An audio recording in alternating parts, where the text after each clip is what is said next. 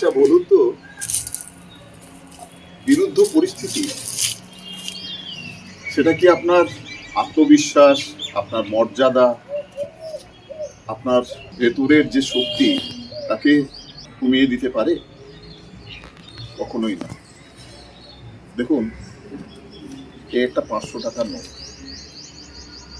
এটাকে আমি দলা পাকালাম, মোচড়ালাম, অসাবধানতা বশত রাস্তায় পড়ে গেল।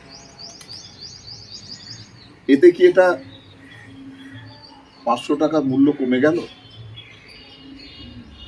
নাকি এটা 500 টাকা 500 টাকাই রইল? ঠিক সেই রকম জীবন হয়তো আপনাকে নানা রকম ঘাত প্রতিঘাতের মধ্যে দিয়ে নিয়ে যাবে। আপনার মন ভেঙে পড়তে পড়তে পড়তে পড়তে আপনি খুব অসহায় মনে করবেন। কিন্তু দেখুন, এই নোটটা আমি আবার তুলে নিলাম, আবার জোর করে মিলে দিলাম, এটা সেই মাস 500 টাকা। ঠিক এরকম ভাবেই আপনার জীবন যখন প্রতিকূলতার সম্মুখীন হবে, যখন বিরুদ্ধ পরিস্থিতি সমালোচনা করবে মানুষে আপনার, ঠিক তখন এরকম ভাবে নিজের সমস্ত বিরুদ্ধ